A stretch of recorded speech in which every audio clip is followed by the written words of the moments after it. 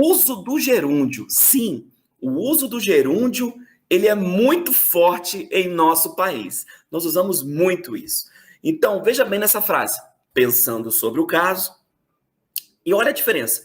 Penso que esse caso deva ser tratado de uma forma diferente.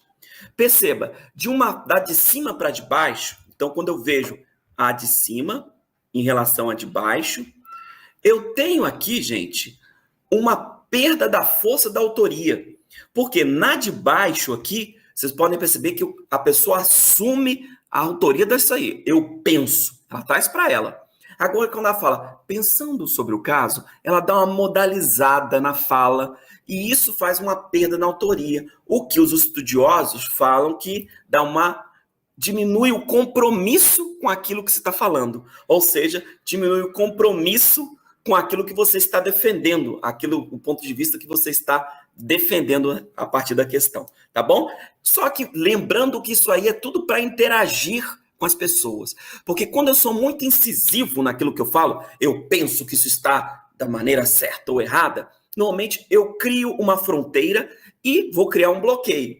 Ou a pessoa vai sentir que ela não pode mais falar porque você já criou esse muro, esse bloqueio, ou ela vai sentir que ela vai querer ir contra esse muro que você fez, porque você foi incisivo. Mas, professor, quer dizer que eu não posso ser incisivo nas minhas falas? Claro que pode. Isso aqui não é uma questão obrigatória, mas eu estou explicando para vocês que as pessoas modalizam pensando sobre o caso, para não serem tão incisivos e interagirem melhor com a pessoa. Elas expõem a opinião delas, elas perdem um pouco a autoria da frase, mas elas expõem de uma maneira mais suavizada aquilo que elas pensam, tá bom? Então, elas falam, esse é o jeitinho brasileiro, pensando sobre isso, no lugar de penso sobre isso. Só que o gerúndio também é utilizado em outras situações. Por exemplo, no gerundismo. O que é o gerundismo? É quando a gente usa o gerúndio ali em situações que normalmente ele não é apropriada, por exemplo.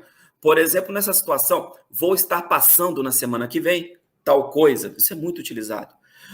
Isso aí, o correto mesmo, né, pela gramática normativa, era a gente utilizar passarei na semana que vem.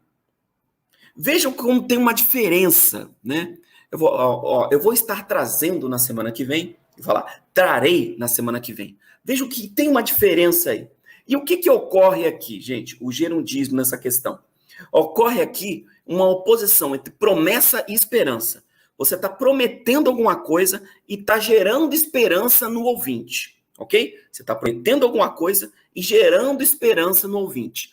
Então, quando você faz esse tipo de questão, quando você fala vou estar passando, a impressão que dá quando você modaliza isso é que perde uma força daquilo que vai acontecer, mas mantém uma esperança distante, como se fossem reticências. Agora, quando você fala, trarei na semana que vem aquilo que eu prometi a você, olha a força, isso aumenta o compromisso. Então, há uma oposição entre confirmação e relativização. Ou seja, aquilo que eu confirmo, eu tenho certeza, eu modalizo lá, coloco lá no futuro, e aquilo que eu relativizo, olha, vou trazendo na semana que vem.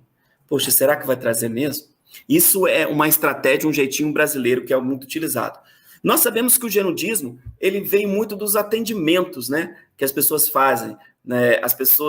Uma das possíveis origens do gerundismo é justamente nos atendimentos. Então, olha aí, eu coloquei aqui do lado para vocês um exemplo de um atendente falando, olá, sim, estou atendendo, claro, estarei transferindo nossos atendentes, entendeu? Ela falando, estarei transferindo. Por que ela não fala, transferirei os nossos atendentes? Porque ela modaliza, é um jeitinho brasileiro que a gente utiliza para suavizar a ideia de confirmação e relativização, tá bom? Então, essa é uma ideia que a gente utiliza. Então, professor, quer dizer que tem mais força se a pessoa falar trarei? Com certeza. A promessa é mais forte do que vou estar trazendo. Parece que dá uma quebrada na força da promessa. O senhor quer dizer, então, que o brasileiro não gosta de prometer as coisas? Eu não falei isso, tá bom? Eu falei que ele dá uma suavizada na questão da promessa, mas mantém a esperança naquele processo, tá bom? É isso aí, pessoal. Se você gostou desse vídeo, dá uma curtida e nos segue para mais vídeos como esse.